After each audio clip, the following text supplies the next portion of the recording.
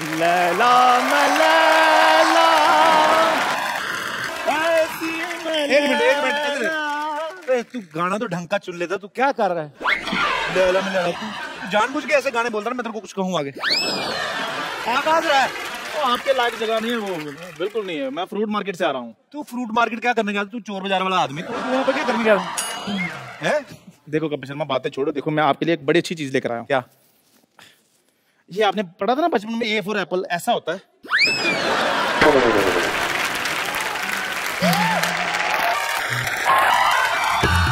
चलो बहुत ऊपर वाले का शुक्र है इसको पता चला, नहीं तो इसको पाइनएप्पल का भी नहीं पता। कल मेरे को बोल रहा था कि पाइन एप्पल, सरनेम एप्पल है तो जरूर खून का रिश्ता होगा। क्या यार? चलो खून का नहीं, जूस का रिश्ता तो है ना इनमें।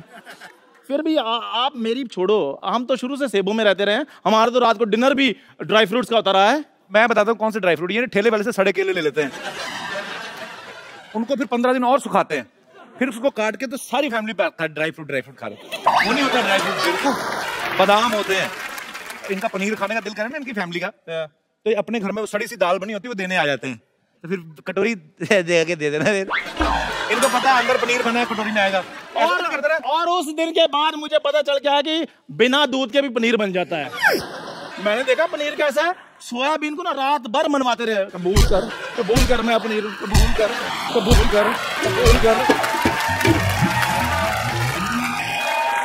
और सुबह उठकर मटर पनीर बनाते हैं। मैं क्या मटर तो नजर नहीं आ रहे, कहते सपोज किए हुए हैं।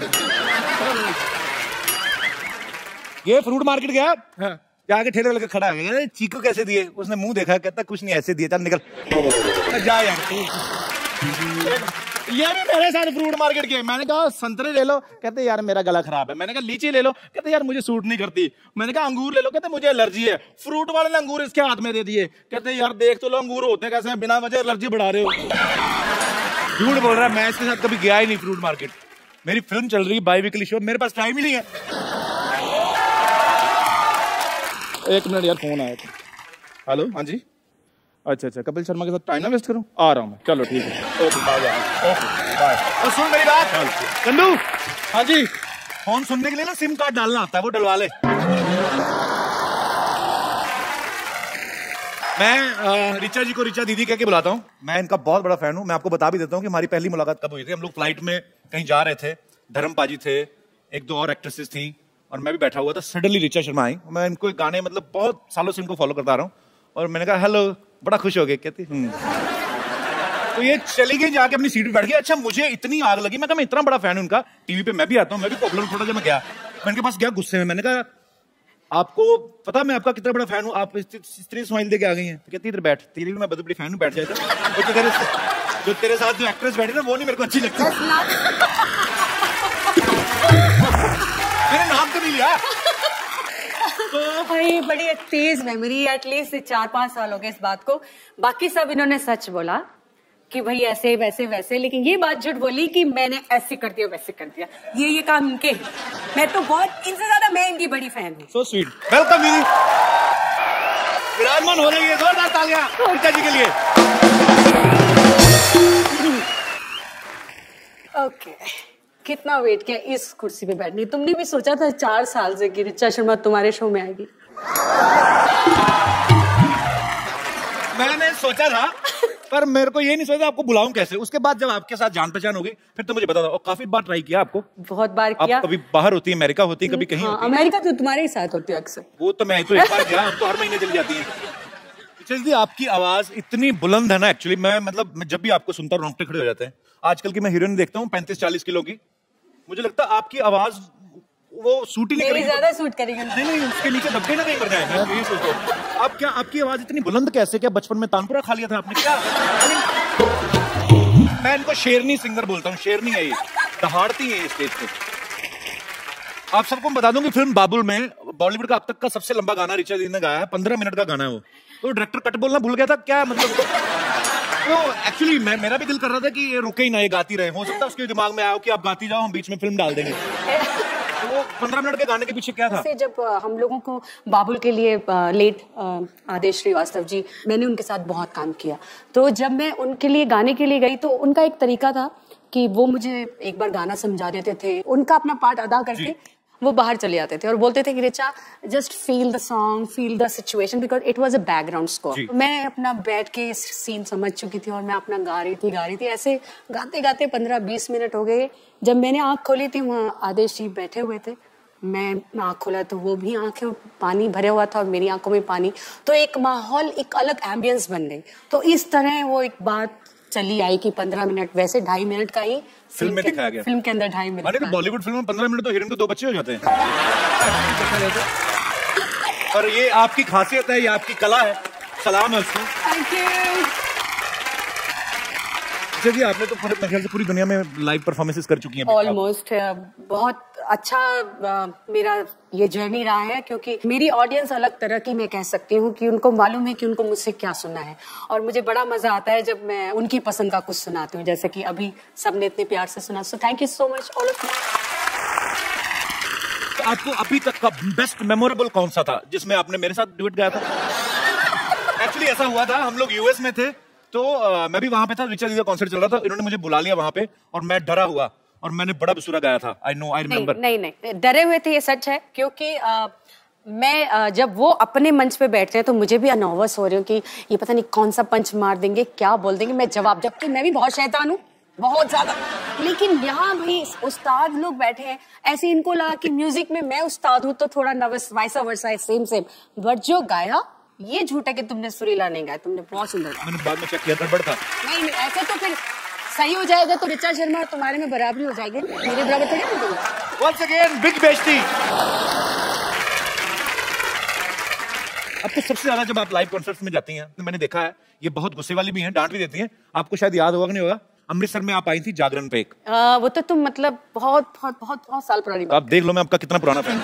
ये तो तुम मुझे बताते आ रहे हो और मैं जानती भी हूँ। और मेरे ख्याल से पहली बार कपिल आपने मुझे वहीं सुना था। जी, तो वहां पे क्योंकि जागरण था, सारी रात लोग खड़े रहते हैं, तो पीछे 4-6 लौंडे लपाड़े तो 2 कार्ड मार के आए थे। तो इनको पता चल गया कि ये हुड़दंग कर रही हैं, और फिर जो इनके अंदर दुर्गा का रूप आया, माइक पे उनको दफा आ जाओ यहाँ से, ऐसे लोग आते, ऐसे आते जागरण में। ये थोड़ा ना, ये मतलब ये कपिल, तो मैं प्रिपेयर हो के आई हूँ कि ये थोड़ा मिर्च मसाले बंदे ने डालना ही है। सो मैं गुस्से वाली घर पे हूँ, स्टेज पे नहीं, मैं डिसिप्लिन हूँ। नहीं, पर वो लोग गलत थे, आपने सही डांटा उनको। और इतने मैंने यही कहा, डांटा मैंने, ये थोड़ी कहा तलवार लेके शीश उड़ा दी उनके, सर उड़ा दी उनके, ऐसे थोड़ी ना कहा। पर वैसे जब आप लाइव कॉन्सर्ट में जाती हैं, हाँ। तो आपको सबसे ज्यादा कौन से गाने की डिमांड आती है? सजदा, जो कि एक अलग ही माहौल क्रिएट कर देता है, एक सुकून फीलिंग आती है। और वो मैंने भी एक 1 टेक में किया था, तो मुझे भी उससे बड़ा लगाव है। तो आप इशारा तो मेरा समझ गई होंगी, फिर सीधे सीधे फरमाइश करें। मैं यहाँ पे कीकरन आई हूँ। तो रिचा, हाँ, तेरा वो गाना आया था ना, कौन सा? जोर का झटका हाय जोरों से लगा, तुझे झटका जोरों से लगा था, मुझे तो प्रेस करते करते लगा था, तार मंगी थी ना। लेकिन आजकल झटके बटके कहाँ लगते, उम्र हो गई, जरा सा हिलो तो मोच आ जाती। अच्छा, मोच ही नहीं, बड़ी बात ये है रिचा जी, शूट थोड़ा सा डिले हो जाए तो मोच नहीं मूछ भी आ जाती इनके। आज तो झटका लगा था, कल तो इनके पीछे कुत्ता लग गया था।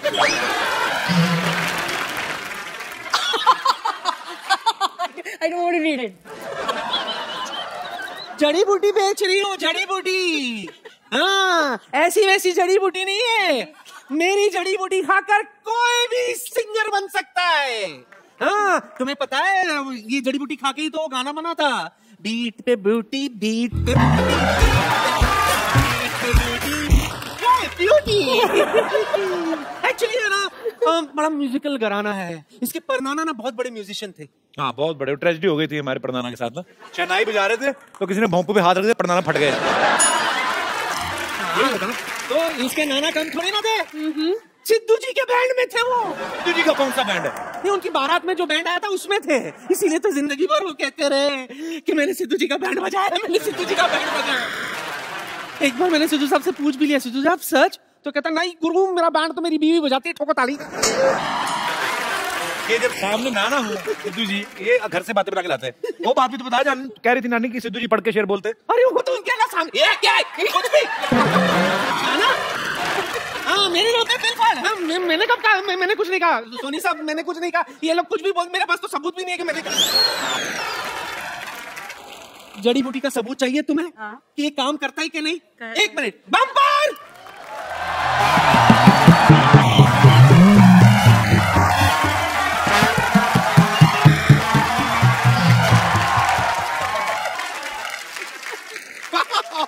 आज तो कमाल ही हो गया। मतलब कपिल शर्मा, ऋचा शर्मा, एक काम कीजिए अनुष्का शर्मा, रोहित शर्मा, ईशान शर्मा, यहाँ पर एक शर्माओं की पार्टी हो जाए। कितनी फनी बात है ना। वैसे नमस्ते ऋचा जी। हाय, आई एम बम्पर, रहती हूँ अपने दम पर। मैं आपकी बहुत बड़ी फैन हूँ। सीरियसली? नहीं सच में, आपके सारे गाने में बहुत लाइक करती हूँ, इतना लाइक करती हूँ कि आपके गाने में साथ में लेकर घूमती हूँ। आपको यकीन नहीं हो रहा होगा ना। ये देखिए मैं आपको दिखाती हूँ, देखिए। नहीं मैं आपको बता रही हूँ, ये मेरी दाई है, इनके बालों में बहुत जू रहती है और ये है इतनी लंबी, तो है ना लंबी जू दाई।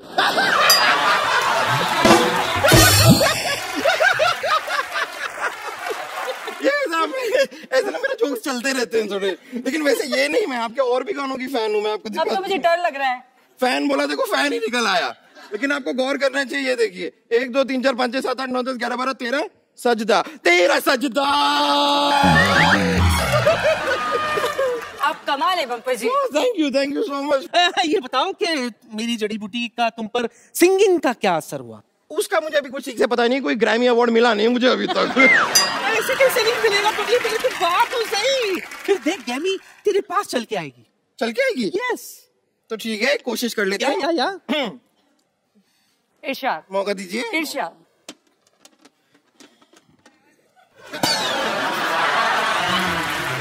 नहीं ऐसे कोई नहीं कोई ऐसा नुकसान नहीं हुआ है। ये एक्चुअली मेरी बांसुरी मैं इसमें लाई थी। कोई बात नहीं, कोई टेंशन नहीं। रुकिए, अब मैं अपना गाना पेश करती हूँ। अच्छा ओ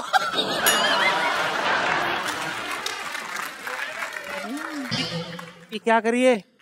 ये पुंतरू इसका नहीं है? ये इसकी नहीं है? नहीं, ये अलग है। आई एम सॉरी, मुझे इतनी जानकारी नहीं है ना। क्या है कि मुझे म्यूजिक का खास शौक नहीं है, मुझे सिर्फ गाने का शौक है। तो म्यूजिक मुझे समझ में नहीं आता। आई एम सॉरी, मुझे लगता है आप लोगों की मदद लेनी होगी। तो वो सब सिंगर आप लोगों से कुछ मांगते हैं, वो मुझे भी दीजिए। क्या मांगते हैं वो? सुर। आप मुझे सुर दीजिए और देखिए, अगर ठीक ठीक लगा देंगे तो मैं 13 से 14 सुर भी ले लूंगी। सिर्फ 7 सुर होते हैं। हाँ तो मैं एक सुर 2 बार ले लूंगा, आपको क्या प्रॉब्लम है? कंफ्यूज है बम्पर। तो मैं अब आपको अपनी गायकी दिखाती हूँ।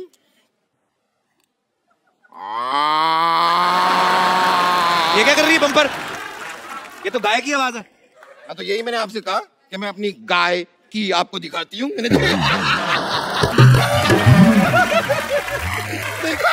गाय की दिखा दी, अब मैं आपको भैंस की दिखाती हूँ। क्या ये क्या है? भैंस की पूंछ।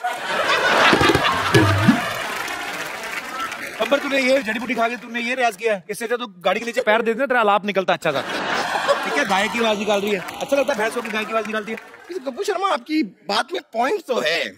ये नानी, क्या आपकी जड़ी बूटी का कोई खास असर हुआ नहीं मुझ पे? कहाँ है मेरी आवाज, कहाँ है गाय की? ऐसे कैसे नहीं हुआ? Let me check. ये बताओ तुमने जड़ी बूटी किसके साथ ली थी? राजेश के साथ ली थी, पूरा दिन उसी के साथ थी तो उसके साथ ली। वही मतलब पानी के साथ या दूध के साथ? ए नानी, दादा बहाने बनाने की जरूरत नहीं है। पानी के साथ, दूध के साथ, जलजीरे के साथ, जूस के साथ, मुझे नहीं पता किसके साथ ली थी, पर मैंने जड़ी बूटी ली थी और अब तक मेरा सुर ताल कुछ नहीं आया है। आएगा भी नहीं। मोटी, तुझ पे जड़ी बूटी असर नहीं करेगी।